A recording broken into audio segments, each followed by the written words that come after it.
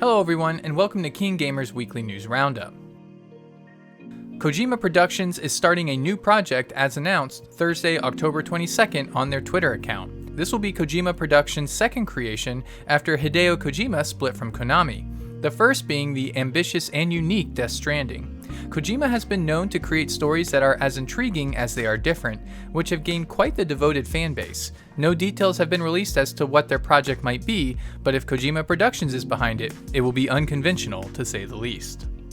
DLC has become a way of life for gamers, for better or for worse. So much so that Ubisoft has released the time and details of DLC for their Assassin's Creed Valhalla title, which itself has yet to be released. Season 1 begins in December and includes new settlement areas, game modes, and the Viking Yule Festival. Season 2 releases in March of 2021 and will usher in Wrath of the Druids, a new expansion based in Ireland. Season 3 comes in the summer of 2021 and will be followed by the next expansion, The Siege of Paris. While Season Pass owners will have access to the expansions, players who haven't upgraded will be receiving content along the way as well, including access to the game modes such as Discovery Mode, which allows more exploration and less combat in the landscape.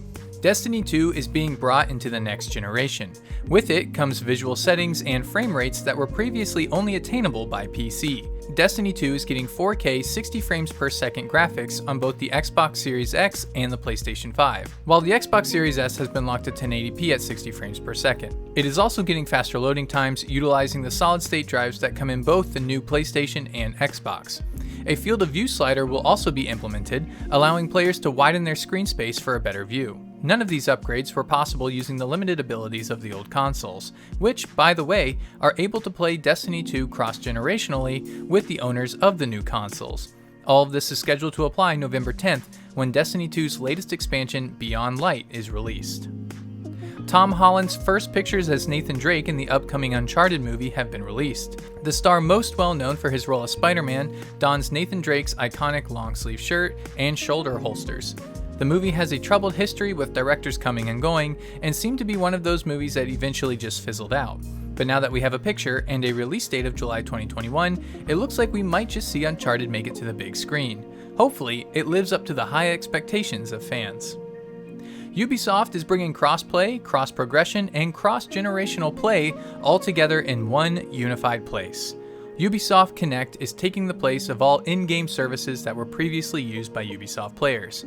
Uplay and Ubisoft Club users will find their apps updated for the central Ubisoft Connect that will allow account users to sync their saves and profiles from across all hardware options. In a time of new consoles and shifting hardware, this will be a welcome feature for Ubisoft games. Loot-based games like Godfall, which releases November 12th, are popular because the rewards of finding rare loot through training, grinding, or skilling feels like getting a surprise gift. Unfortunately, for that very reason, if the loot is not properly balanced, the game can either make you feel like the reward is not worth the effort, or that the reward is too easily obtained, therefore removing its value. Godfall devs have laid out their plans to make their game feel both fun to play and rewarding simultaneously. Gameplay mechanics include being able to reallocate your skill points for more flexibility, but yet not allowing all skill trees to be obtained during a single playthrough to save playability for the next playthrough. Weapons are made to be fun to use and easy to understand, which minimizes the tedious math and calculations for weapon stats and bonuses. Godfall devs intend to respect a player's time, and in a loot-based game that requires time to function, we'll see if that gamble plays off. Xbox head Phil Spencer hinted at a new piece of hardware that might find its way into your living room TV. In an exclusive interview, Spencer teased that xCloud, Xbox's cloud gaming service, might be streamed to one's TV, not through an Xbox, but a streaming stick similar to Google's Chromecast or Amazon's Fire Stick. It seemed destined to happen as cloud gaming is not limited by hardware and can be streamed to one's phone already through an app. Unlike TV streaming, however, gaming through Wi-Fi is extra sensitive to dips in signal strength, adding another level of complexity to the issue. Still, it seems like it's something that Xbox might be willing to tackle in the future. We were all waiting for it, but hoping it didn't happen. Inevitably, Cyberpunk 2077 was delayed again to December 10th, a 3-week delay. As it stands, this will be the third time it has been delayed, albeit for a shorter period than the last couple times. Gamers eager to play the anticipated title knew that deadlines were getting tight in development, as the team had been pulling overtime shifts for the past few weeks, but it looks as if the game simply could not be completed as predicted.